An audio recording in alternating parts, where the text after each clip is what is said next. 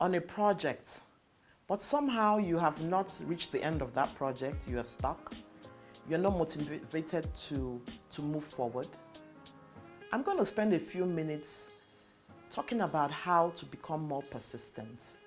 We all need to be persistent in what we're doing. There's a quote that I really like, and it was said by Calvin Coolidge centuries ago. He says persistence is the key. It's not talent, it's not being a genius, or even education. I'm sure you know one or two people who are really, really smart, but they're not getting anything done. The missing ingredient is persistence. And what is persistence? Persistence is a state of mind, and is a quality of someone continuing in a task despite opposition or it being difficult. And typically, you find out that the projects that you want to work on, a project that is dear to your heart, may be something you've never done before. And so it's critical that you are persistent to ensure that you continue pushing through despite opposition, to ensure that you get to the end of that project. Now, how can you become more persistent? There's a book that I like to read almost every year. It's by Napoleon Hill, Think and Grow Rich. It was written in the 20s. It's a classic. If you've not read that, I encourage you to do so. You really must read that book. Anyway, in that book, it talks about how you could become more persistent. And one is to have a definite purpose that is fueled by a passion to fulfill that goal. So you need to know your why. Why are you doing what you're doing? Because if you do not have a strong why, oppositions may come, challenges may come, and you just abandon that. But if you know why you're doing what you're doing, it pushes you to keep going forward. A why may be that you want to be a blessing to people, you want to help to provide a better education for your children, something that tells you this is why I'm doing that. Because if you don't have that, you become flaky. And then what happens is that you just abandon that with any slight challenge. If you're a parent, you know your children, if they want something, they are on you, they're just continuing on you until they get what they want. And so it's important that we develop that childlike persistence to what we want. Another way to become more persistent is to have a definite plan. A plan of these are the steps that are needed to accomplish that task. And you may not have all the details, because if it's something you've never done before, you don't really know what to do. But you must always have at least one step. That what is the first step that you need to do to accomplish that? An example may be you want to learn a new skill.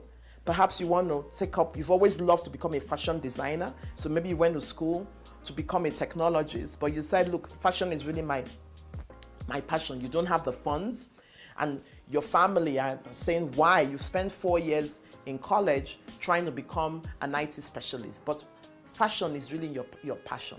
Now, what's the first step you're going to do? The first step is to go online and look at courses.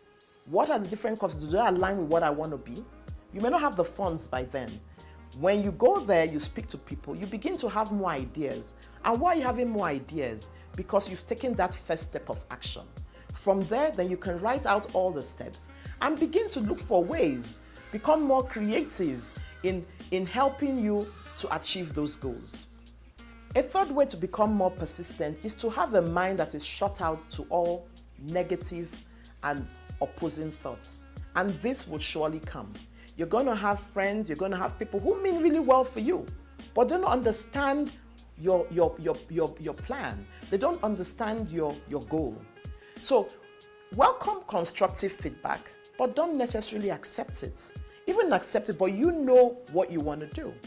So it's very important that it's very important that you are aware that you will have negative thoughts, you will have negative people telling you this cannot be done, you do not have the means to do that. So you already coming in with that you're going to have that will help you to kind of put like a block against that to enable you to achieve that goal.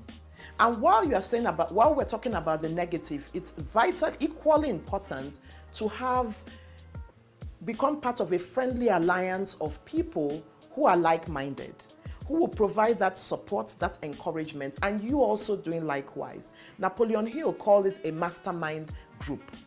So it's important to identify people who are like-minded, who want to grow, and be a part of them.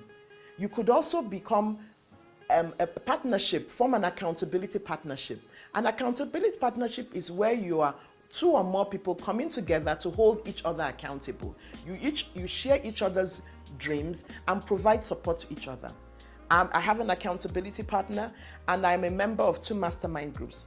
And I cannot tell you how vital this participation in these groups have helped me achieve the goals that I've set for myself. Because as I said, these goals are something you've never done before. It's just an idea that you have mulling around, and so you need support and encouragement to help you move forward. And another way that you can become more persistent is to be able to see it visually. When you can picture what the end result will be.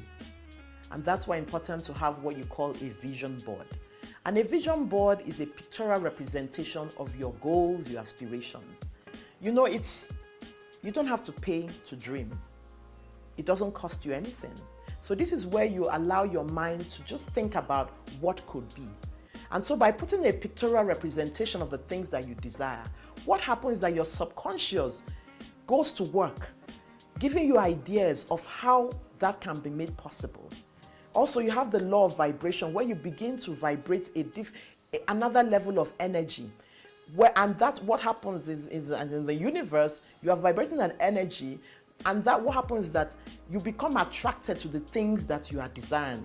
And that's why you may have discovered that maybe you may be thinking about something, you see it, and an opportunity just comes. Either somebody just calls you, or you find what you're looking for. An example is, I've always had the desire to do a recording, to start doing videos. And one day I took a trip, on Taxify, and I met this gentleman, and we got talking.